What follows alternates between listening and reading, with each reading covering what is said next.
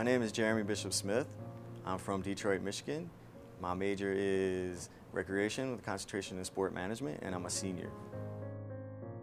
What brought me to NCCU is the history of NCCU and my wife and I moving here.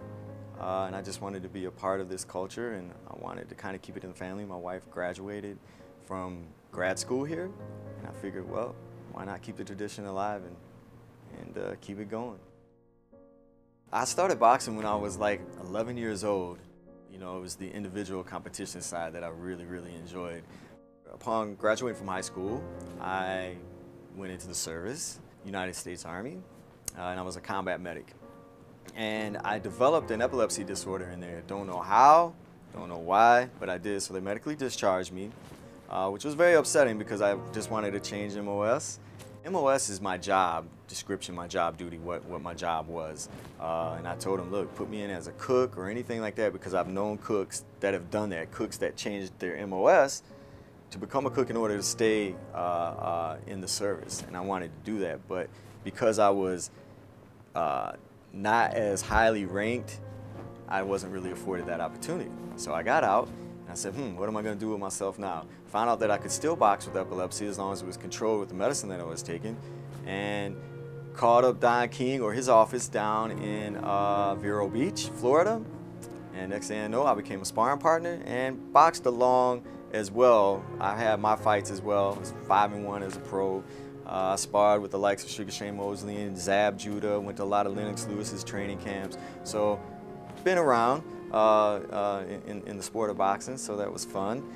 But then I started, you know, about 3 years into it, I started saying, man, this is a lot of getting punched in the head. You know, I don't know if I really want to do this anymore. So I started looking at my opportunities of possibly getting back into the service, because I knew they were kind of hurting in numbers. So I was going through the loopholes, going back and forth to Washington, D.C. to try to get in. And then around that time, September 11th, 2001 popped off. Next thing I know, they said, Jeremy, you're in, but with one condition. If you are hurt, injured, while on active duty or reserve duty, you will go back to your status of 92, 96. Absolutely no problem. I don't have a problem with that. I love to serve, so I'm like, yeah, absolutely. So I did that, went overseas to Afghanistan, served 2 tours of combat over there. I was in my 2nd tour of combat when I was hurt. I took about 2-3 years off, and then I decided I wanted to start playing some sports in wheelchair sports, and left to go to Chicago, because in Chicago it's a big venue of wheelchair sports up there. And basketball was always a love of mine. I was cut after my sophomore year in high school because I was kind of short, and we had a really good team, really stacked team, so I wasn't too upset. So, but basketball I love. So I said, I can play this game because we're all kind of at the same level. So I was like, yeah, I'm gonna get in this.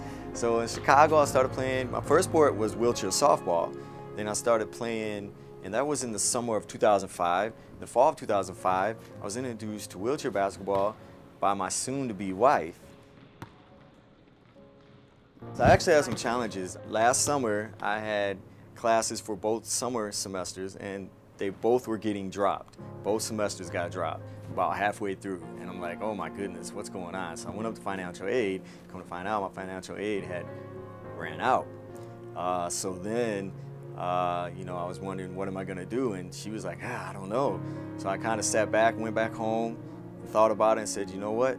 Let me see if North Carolina, the state of North Carolina, can do anything for me. So I went to the Voc Rehab office in Durham and explained my situation to them, told them how far along I was, and they said, you know what, Jeremy, don't worry about it, we got you, we're gonna pay for your education, and we're gonna help you give back to this community, to the state of North Carolina.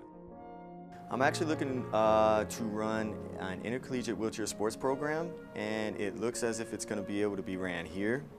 My wife and I were in the process of the deliberations right now. We've written a proposal, brought it to the people that we need to bring it to. It includes Chancellor Saunders White, with whom we've met with, and is a very, very nice person. So we're hoping that this will be started in fall of 2015.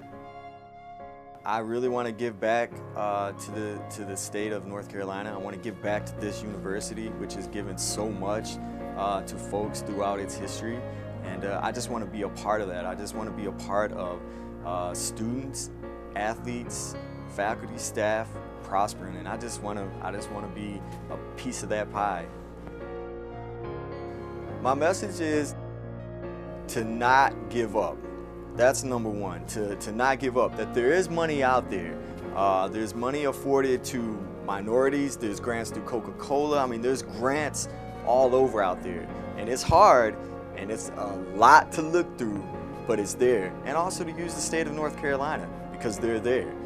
Everybody's case is different, so can't say that one will be treated exactly the same as the other, but they're still there to help either cover all expenses, books, equipment, whatever, even gas money. So my message is just do not give up. You've come this far, continue on, and please get that education.